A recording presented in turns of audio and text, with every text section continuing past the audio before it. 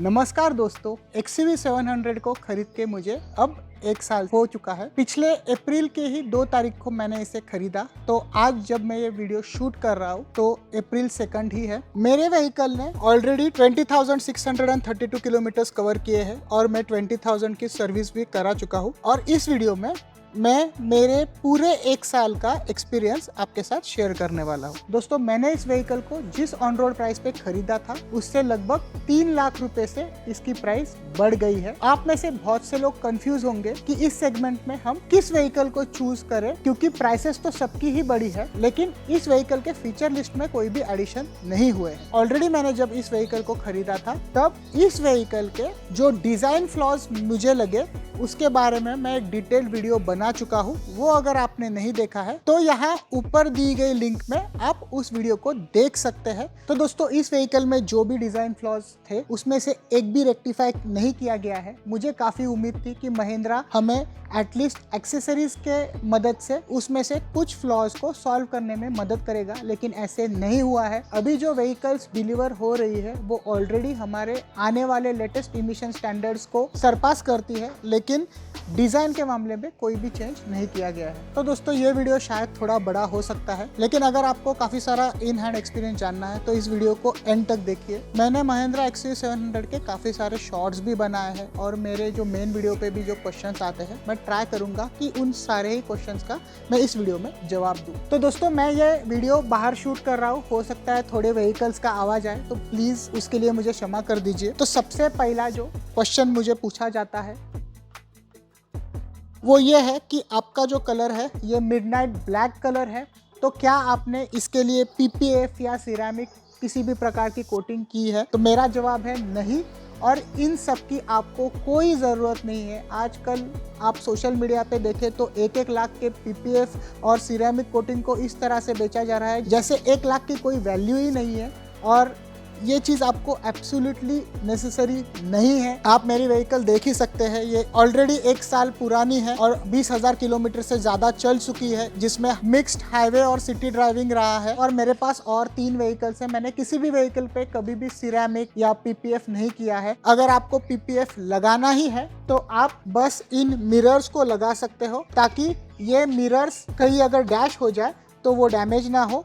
उसी के साथ आप ये दरवाजे की जो एजेस है उस पे पतली PPF की पट्टी लगा सकते हो। अगर आपका काफ़ी सारा हाईवे ट्रैवल है तो आप सिर्फ आपके बॉनेट को PPF करना कंसिडर कर सकते हो, क्योंकि बहुत सारे छोटे छोटे पत्थर इस गाड़ी पे लगते हैं। तो दोस्तों, कुछ इस तरह से पत्थर लगने की वजह से छोटे छोटे स्पॉट्स पड़ते हैं, लेकिन अगर आप देखें तो ये काफ़ी छोटा स्पॉट है और ये दूर से तो दिखाई भी नहीं देता है। हमारा प्राइमर लेयर इंटैक्ट है। तो गाड़ी के रिव्यू में मैंने सबसे पहले इस चीज़ का जवाब दिया, क्योंकि यही मुझे सबसे ज़्यादा पूछी जाती है जो नए ओनर से उनसे, लेकिन उसका जवाब मुझे लगता है आपको मिल गया होगा। दोस्तों, अगर आपको इस तरह का कंटेंट पसंद आता है तो प्लीज मेरे चैनल को सब्सक्राइब कीजिए। आपके लिए सब्सक्रिप्शन बिल्कुल ही फ्री है, लेकिन मेरे लिए बड़ी मोटिवेशन का काम करती है। सेकंड बात यह है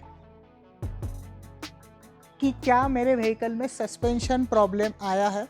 तो पहली बात मैं आपको ये इन्फॉर्म करना चाहूँगा कि सस्पेंशन का सॉल्यूशन महिंद्रा ने ऑलरेडी ढूंढ लिया है, और जो पुराने भी व्हीकल है उनमें नॉइज आ रही है, उनके लिए उन्होंने नई स्विंग आर्म और बुश असेंबली लाई है जो वो कस्टमर्स को चेंज करके दे रहे हैं। लेकिन मेरे व्हीकल में कभी भी मुझे कोई इशू नहीं आया है। तो इस व्हीकल में मुझे मैकेनिकल एक ही फॉल्ट आया था, जो रियर सस्पेंशन की आवाज़ थी। तो दोस्तों, यहाँ पे आप देख सकते हैं मेरे गाड़ी के 11,407 किलोमीटर हुए हैं। मेजर फॉल्ट जो गाड़ी में आया है, जिसके लिए मैं सर्विस सेंटर आ रहा हूँ, वो ये है। अगर मैं गाड़ी को यहाँ से पीछे से दबाऊँ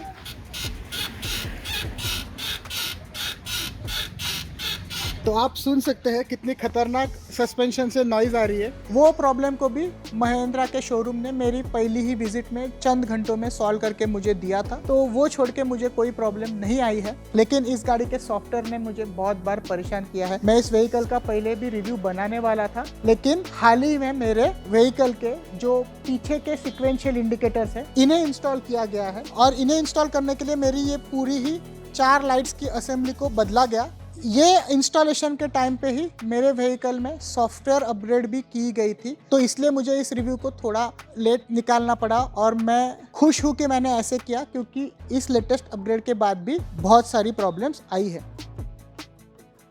तो दोस्तों, अगर सॉफ्टवेयर प्रॉब्लम्स की मैं बात करूं तो जो पुराना सॉफ्टवेयर था उसमें कनेक्टिविटी की सबसे बड़ी इशू थी। आपका मोबाइल बहुत बार आपके एंड्रॉयड ऑटो के साथ कनेक्ट ही नहीं होता था, चाहे आप कुछ भी कर लो। लेकिन नए अपडेट के बाद वो प्रॉब्लम सॉल्व हो गई है, लेकिन कुछ ऐसी प्रॉब्लम्स ऐड हो गई है जो पहले कभी नहीं थी।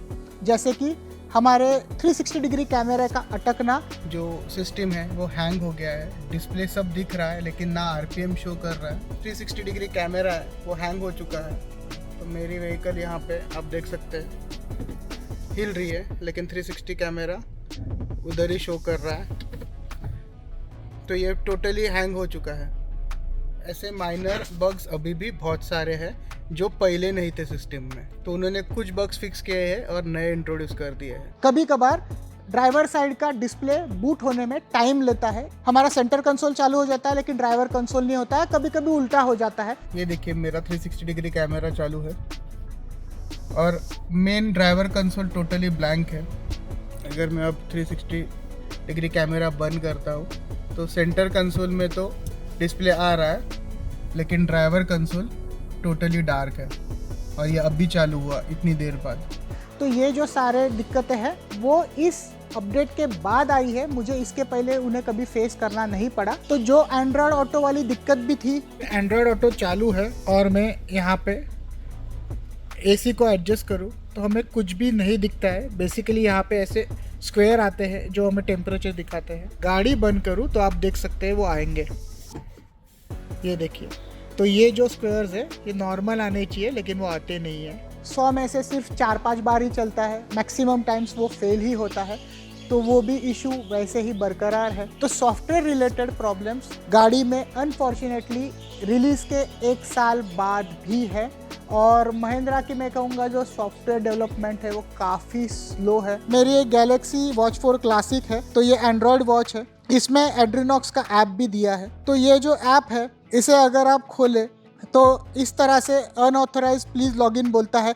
कभी कभी प्लीज़ लॉगिन इसका हो जाता है जब मैं इसका ऐप वापस पेयर करता हूँ, लेकिन फिर जो पिन मैं डालता हूँ जो फ़ोन में ठीक से चलती है वो डालने के बाद भी अनऑथराइज एक्सेस बोलता है। तो काफ़ी सारे बग्स इधर उधर बहुत जगहों पे है। तो ये बस अब यही दिखा रहा है कि महिंद्रा का फोकस इस व्हीकल पे उतना नहीं रहा, या ओवरऑल ही महिंद्रा का फोकस सॉफ्टवेयर पे नहीं है, जबकि ये बहुत बड़ी प्रॉब्लमेटिक बात है, क्योंकि जैसे इलेक्ट्रिकल व्हीकल्स आएंगी सॉफ्टवेयर ही मेन पार्ट प्ले करेगा। इसमें एक सबसे बड़ा बग जो मुझे काफ़ी ज़्यादा मैं कहूँगा डिस्टर्बिंग लगा और डेंजरस भी लगा, मेरे साथ 2 बार हो चुका है। नए सॉफ्टवेयर के बाद मैं ये ट्राई नहीं कर पाया है या नहीं, क्योंकि ये काफ़ी देर के बाद आता है, ऐसे हर बार आने वाला बग नहीं है। तो ये हो जाता है कि अगर हम हाईवे पे 4-5 घंटे से ज़्यादा ट्रैवल कर रहे हो, एक ठक करके आवाज़ आती है और गाड़ी तो चल रही है लेकिन हमारे इंफोटेनमेंट सिस्टम ये रिस्टार्ट हो जाती है।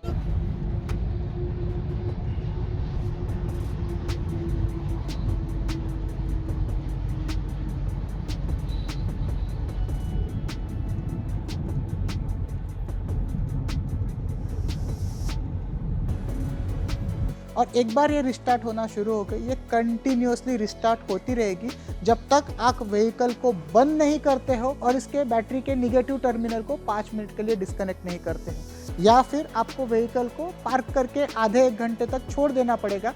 उसके बाद ये प्रॉब्लम रेक्टिफाई हो जाता है। ये सब इंफोटेनमेंट सिस्टम की रिबूटिंग हो रही है, तब भी हमारे कंट्रोल्स पूरी तरह से चल रहे हैं, लेकिन इंफोटेनमेंट डिस्प्ले पे कुछ भी नहीं दिख रहा है। ये दिक्कत है। लेकिन महिंद्रा को शायद ये सब मालूम था, इसलिए हमारे टूल किट में महिंद्रा ने ये स्पैनर दिया है जिससे हम हमारे निगेटिव टर्मिनल को डिस्कनेक्ट कर सकते हैं। लेकिन बीच हाईवे व्हीकल को साइड में खड़ा करके इस तरह से बैटरी टर्मिनल्स निकालना या हाईवे पे रुकना ही ओवरऑल मुझे काफ़ी डेंजरस लगता है। मैं इसके सॉफ्टवेयर एक्सपीरियंस से बिल्कुल ही खुश नहीं हूँ। और दोस्तों ये सॉफ्टवेयर एक्सपीरियंस की वजह से आप ऐसे कह सकते हैं कि व्हीकल की डिपेंडेबिलिटी जो है वो खत्म हो जाती है। तो आपको मालूम नहीं है कि आज आपका व्हीकल किस तरह से बिहेव करेगा, आज कौन सा नया सरप्राइज आपको मिलने वाला है। ये ओवरऑल ही कस्टमर सेटिस्फेक्शन को काफी कम कर देता है। लेकिन उसी समय मैं ये मेंशन करना चाहूंगा कि मैकेनिकली इसमें कोई भी फ्लॉ नहीं रहा है। मैकेनिकली गाड़ी का engine, gear box, braking system, ये हर चीज परफेक्टली काम करती है। मुझे अलग अलग टेरेन्स में, अलग अलग जगहों पे भी कभी भी ऐसे कोई दिक्कत नहीं आई है। तो वो है जो एडास है इसका, वो एडास भी मैं कहूँगा बेहतरीन तरीके से काम करता है। हाँ, अगर आप फास्ट स्पीड में हो तो कभी कभी जैसे ही बीच की मार्किंग्स निकल जाती है या किसी साइड की मार्किंग निकल जाती है तो कभी कभी वो लेन जंप कर सकता है, लेन की असिस्ट में भी। लेकिन आपका अगर ध्यान है तो आप आसानी से गाड़ी को संभाल सकते हो। लेकिन मैं यहाँ पे ये मेंशन करना चाहूँगा कि जब तक आप एक्सप्रेसवेज पे नहीं हो, जैसे कि बॉम्बे पुणे एक्सप्रेसवे या ये समृद्धि महामार्ग या अभी जो मुंबई दिल्ली एक्सप्रेसवे बन रहा है या यमुना एक्सप्रेसवे, ऐसे रास्तों पे आप नहीं हो तो एडास आपके काम नहीं आता है। इंडिया में ड्राइविंग काफ़ी मैं कहूँगा लोग इधर उधर से चलाते हैं, बीच में आ जाते हैं। गाड़ी काफ़ी डिफेंसिवली ड्राइव करती है, तो अगर कोई बीच में आता है, 2-3 व्हीकल सामने भी, तो भी हमारी व्हीकल इधर रुक जाती है, तो काफ़ी इरिटेटिंग हो जाता है।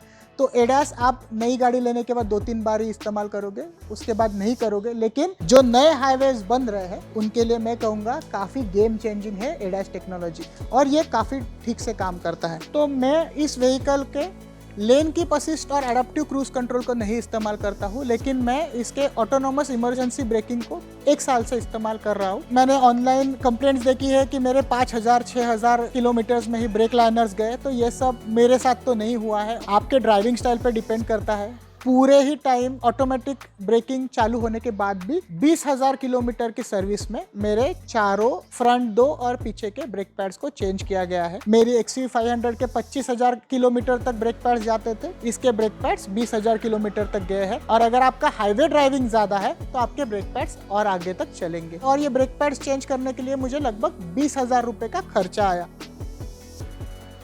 तो दोस्तों और एक बात आती है इसके एवरेज की।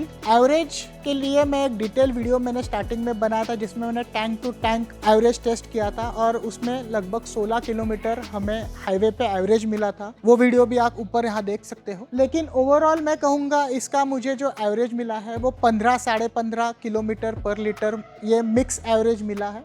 और इतनी बड़ी व्हीकल और इतनी बड़ी पावरफुल व्हीकल के लिए मैं तो एवरेज से काफ़ी खुश हूँ। तो महिंद्रा ने हमारे इस व्हीकल में कोई फीचर्स को ऐड तो नहीं किया है, लेकिन कुछ फीचर्स को निकाल जरूर दिया है। ये AX7L मॉडल है, तो इसको 2 साल की कनेक्टेड ऐप टेक्नोलॉजी आती है और इसमें वोडाफोन आइडिया का सिम दिया गया है। पहली बात यह है कि वो सिम की कनेक्टिविटी मैं कहूँगा काफ़ी खराब है। बहुत जगहों पे उसकी कनेक्टिविटी रहती ही नहीं है, तो आप गाड़ी तक कुछ इन्फॉर्मेशन पहुँचा ही नहीं सकते, तो उसका ऐप यूजलेस हो जाता है। पहले वो सिम का जो हॉटस्पॉट है वो आप गाड़ी में शेयर कर सकते थे, लेकिन जब एप्पल कारप्ले की अपडेट आई उसी के साथ महिंद्रा ने वो अब वाईफाई सिम शेयरिंग निकाल दिया है। आप इंटरनेट अभी भी व्हीकल में यूज़ कर सकते हो एलेक्सा के थ्रू, लेकिन जो हॉटस्पॉट व्हीकल बनाती थी उस फीचर को निकाल दिया है। हम यहाँ पे सेटिंग्स में वाईफाई में जाते थे तो हम गाड़ी का जो हॉटस्पॉट है उसे शेयर करके इंटरनेट यूज़ कर पाते थे, लेकिन महिंद्रा ने अब इसे बंद कर दिया है। और जब मैंने शोरूम से काफ़ी ज़्यादा इंक्वायरी की, उन्होंने बोला लोग इसका गलत फ़ायदा लेते थे इसलिए बंद किया है। लेकिन मुझे एक समझता नहीं है कि अगर गाड़ी खरीदते वक्त हमने इसके लिए पैसे भरे हैं तो इसका गलत फ़ायदा कहाँ पे हुआ। अगर इसका मिसयूज़ हो ही रहा था तो वो मैक्स टू मैक्स इस पर कैप लगा सकते थे। डेली 200 MB या 500 MB ही वाईफाई हॉटस्पॉट यूज़ कर सकते हो, लेकिन इस तरह से पूरी तरह निकालना अब इस फीचर को यूजलेस बनाता है, और ये बात मुझे तो पर्सनली थोड़ी अनोइंग लगी।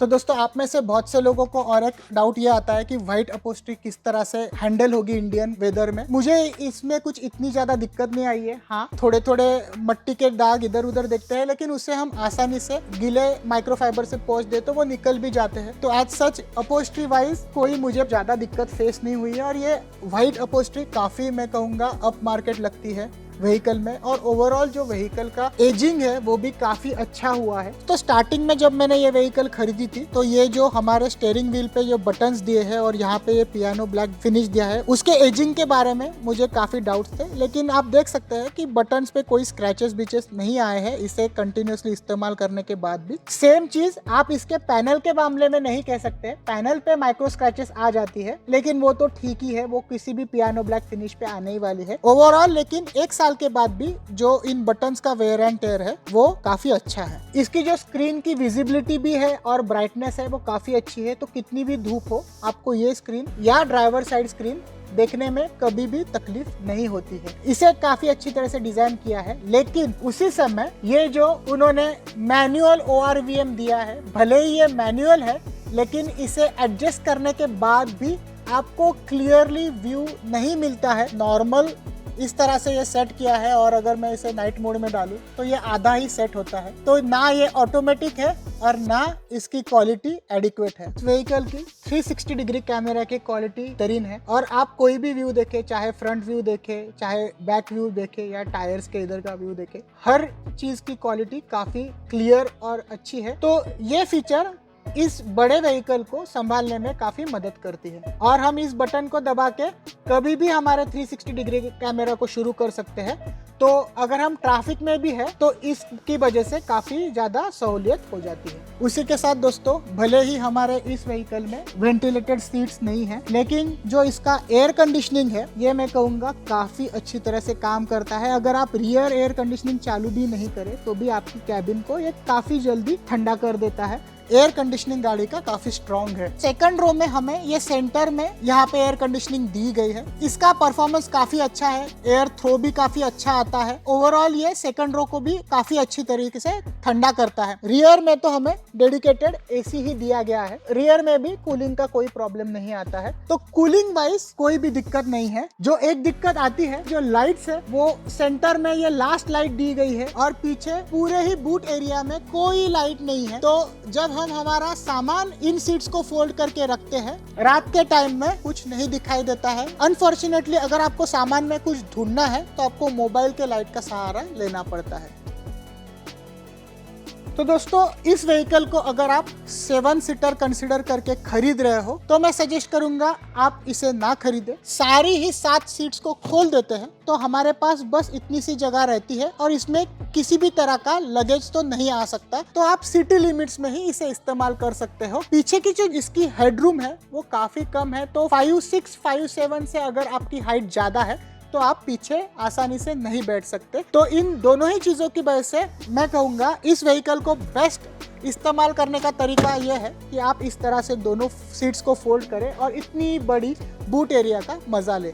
तो टेक्निकली ये एक 5 सीटर है जो सिटी में आप 7 सीटर के हिसाब से कभी कभार इस्तेमाल कर सकते हैं।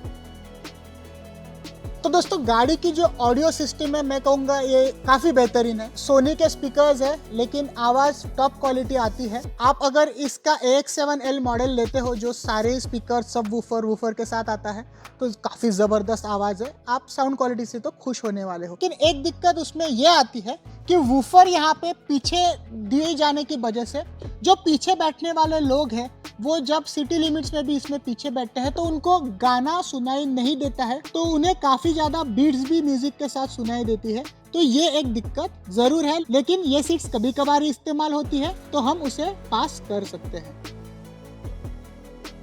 फ्रंट में 12 वोल्ट का सॉकेट नहीं है, ये 2 USB पोर्ट्स दिए गए हैं AX7L होने की वजह से, लेकिन मेरे ख्याल से ये सिर्फ 10 वाट पे ही चार्ज करते हैं और ये वायरलेस चार्जिंग पैड तो मेरे ख्याल से सिर्फ 5 वाट पे चार्ज करता है। तो ये सेटअप होने की वजह से सेलफोन्स को लॉन्ग जर्नीज में चार्ज करने में बड़ी दिक्कत आ जाती है। उसमें भी अगर आप एंड्रॉयड ऑटो यूज कर रहे हो तो आपको वायरलेस एंड्रॉयड ऑटो होने के बावजूद भी उसे वायर ही लगानी पड़ती है। इस वायरलेस चार्जिंग पैड का इस्तेमाल करो तो हार्डली 1-8 घंटे में 1 या 2% ही बैटरी चार्ज होती है, वो भी नए फोन्स के साथ। पुराने अगर फोन है जैसे मेरा S10 Plus, उसमें तो बैटरी ड्रेन होती है इसके ऊपर रखने के बाद भी। फ्रंट में एज वेल एज बैक दोनों ही जगह हमें डिस्क ब्रेक्स दिए गए हैं और व्हीकल का जो ब्रेकिंग परफॉर्मेंस है बेहतरीन है। काफी कॉन्फिडेंस इंस्पायरिंग ब्रेकिंग है इसका, तो आप काफी डिपेंडेबली इस व्हीकल को रोक सकते हैं उसकी वजह से। तो दोस्तों मेरी जो ये व्हीकल है इसको कंपनी फिटेड MRF के वॉन्डरर टायर्स आए हैं। मुझे इनके साथ एक्सपीरियंस काफी अच्छा रहा है। इन टायर का कंफर्ट भी अच्छा है, उसी के साथ ग्रिप भी अच्छी है, टायर्स भी कंपनी ने काफी अच्छे दिए हैं। ये AX7L होने की वजह से हमें इसमें company fitted tyre pressure monitoring system मिलती है, जो कि इसके 4 टायर के साथ चलती है। लेकिन हम इसे आसानी से अपग्रेड कर सकते हैं। तो इसे अपग्रेड कैसे करना है उसके लिए भी मैंने डिटेल वीडियो बनाई है, लेकिन उसमें मैंने ये कहा था कि मैं ट्राई करूंगा कि इसके 5वें टायर को भी इसके TPMS सिस्टम के साथ चलाने की कोशिश करूं। तो मैं आपको ये कहना चाहता हूं कि आप ये कर सकते हैं। तो अगर आप सेम टायर और सेम रिब ये स्पेयर खरीदते हो, उसी के साथ ये सेंसर भी मिलता है जो लगभग 1500 के आसपास है। तो आपका जो शोरूम है वो उनके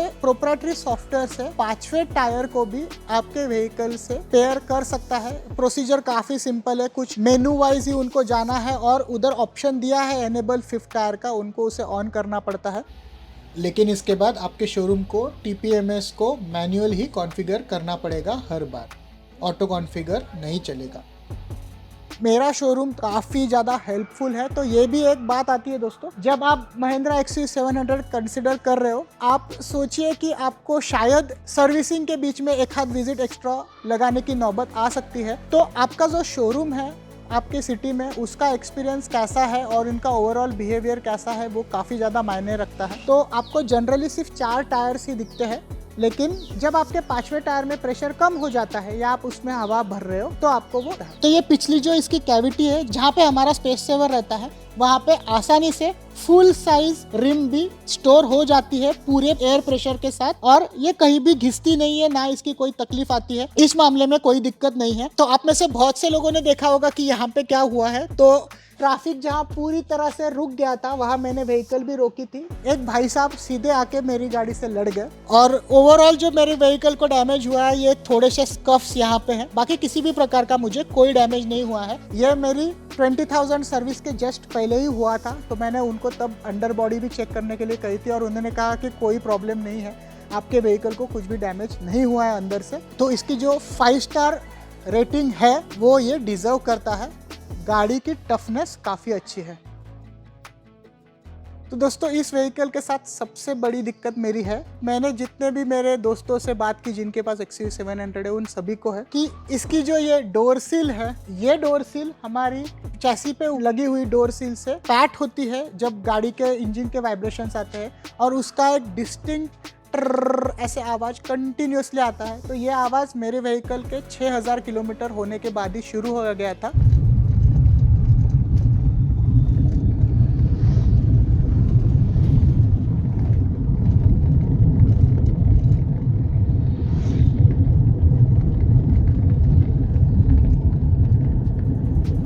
जब भी मैं शोरूम में जाता हूँ वो कुछ स्प्रे अप्लाई करते हैं, 2-3 हज़ार किलोमीटर में वो वापस आ जाता है। तो ये एक मैं कहूँगा सबसे बड़ी दिक्कत है जो मेरी व्हीकल की प्रीमियम फील को निकाल देती है, और महिंद्रा ने अब इस पे काम करना चाहिए। तो जो इंजन वाइब्रेशन है मुझे यहाँ पे बिल्कुल फील नहीं होंगे, लेकिन अगर मैं मेरा दरवाज़ा देखूं तो उसमें मुझे काफ़ी इंजन वाइब्रेशंस फील होते हैं, और उन्हीं वाइब्रेशंस की वजह से ये जो आवाज़ है जो ये 2 रबर सील्स बनाती है वो आती है। तो अब तक इसका सोल्यूशन नहीं मिला है। ये प्रॉब्लम भी महिंद्रा को नोन है। सॉफ्टवेयर का बग व्हीकल रिस्टार्ट होने के बाद सॉल्व हो जाता है, लेकिन ये कंटिन्यूसली आवाज़ आती है और मेरे महंगे व्हीकल का पूरा मज़ा वो किरकिरा कर देती है।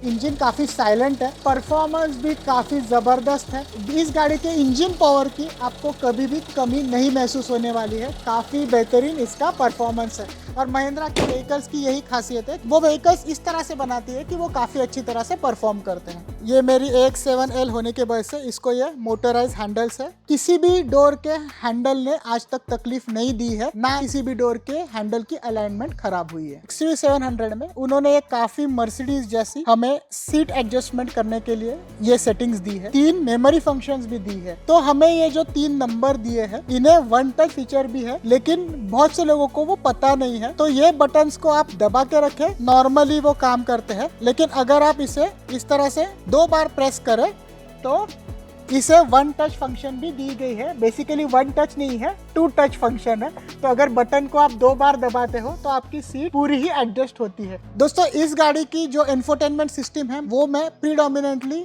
एंड्रॉयड ऑटो के साथ ही इस्तेमाल करता हूँ। जब व्हीकल नहीं थी मैंने 1-2 बार एलेक्सा से इसे इस्तेमाल करने की कोशिश की, लेकिन ओवरऑल मेरा जो एक्सपेक्टेशन था उसे एलेक्सा मैच नहीं कर पाई। तो अगर आपके पास एंड्रॉयड फ़ोन है तो एंड्रॉयड ऑटो के साथ ये सिस्टम काफ़ी बेहतरीन तरीके से चलती है, और हाल ही में एंड्रॉयड ऑटो का अपग्रेड भी आ गया है जो हमारे व्हीकल में रिफ्लेक्ट होता है, जिससे कि यूज़र एक्सपीरियंस काफ़ी बढ़ गया है।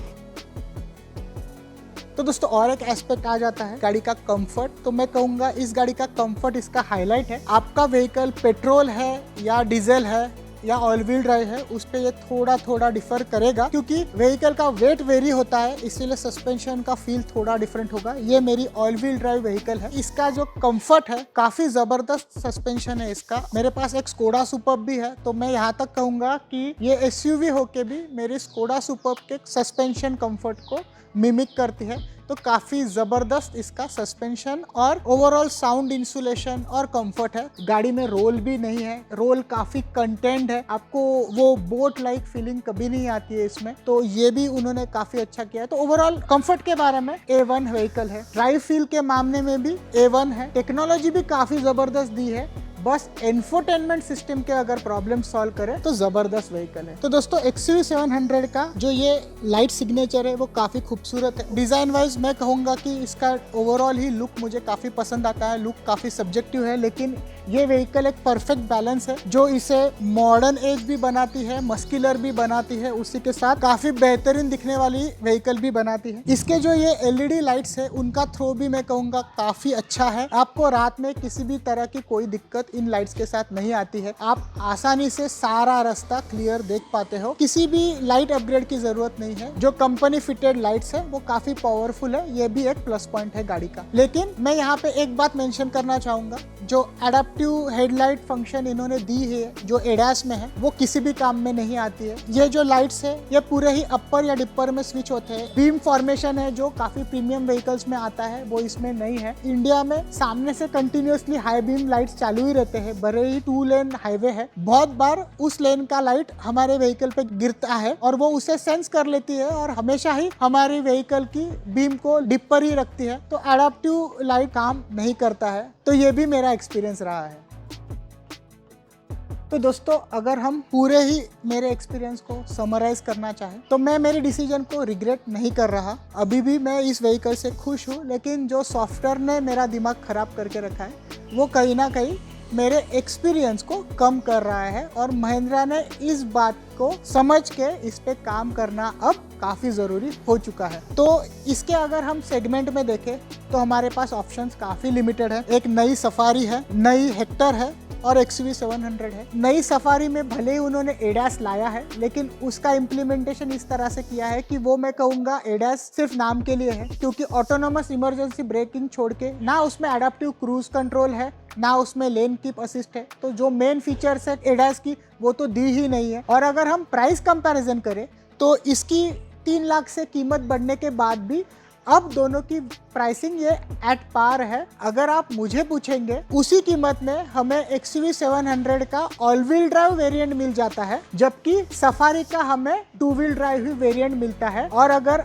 आप और गौर करें तो जो सफारी का 2.0 फिएट सोर्स इंजन है वो XUV से काफी मैं कहूँगा कम है फन टू ड्राइव एबिलिटी में। तो ये काफी अच्छे इंजन के साथ आती है और इंजन भी इस गाड़ी का हाईलाइट है। और दूसरा ऑप्शन हेक्टर ही है। तो इंडियन ब्रांड्स में आपके पास 2 ही ऑप्शंस है। सफारी में प्राइस टू प्राइस फीचर्स कम होने की वजह से आज भी यही गाड़ी का ऑप्शन ये मैं कहूँगा सबसे अच्छा है इस सेगमेंट में। लेकिन अगर महिंद्रा इसकी कुछ डिज़ाइन इश्यूज को सॉल्व करे, जो 12 वोल्ट का उन्होंने जो एक पॉइंट दिया है वो लास्ट रो में दिया है, वो सबसे बड़ी मैं कहूँगा सरप्राइज डिज़ाइन डिसीजन है। उसे अगर वो सेंटर रो में लाए और इसका जो वायरलेस चार्जर दिया है उसे अपग्रेड करके एटलीस्ट 15 वैट्स का बनाए, तो मैं कहूँगा ये काफ़ी ज़्यादा वैल्यू फॉर मनी हो जाएगी। तो मैं आशा करता हूँ कि आपको आज का ये वीडियो पसंद आया होगा। इस वीडियो से आपने काफ़ी सारी ऐसी बातें जानी होगी जो अब तक आपने नहीं देखी है। आपके कुछ सवाल इस गाड़ी के बारे में होंगे तो प्लीज़ उन्हें कमेंट सेक्शन में पूछिए और मैं कोशिश करूँगा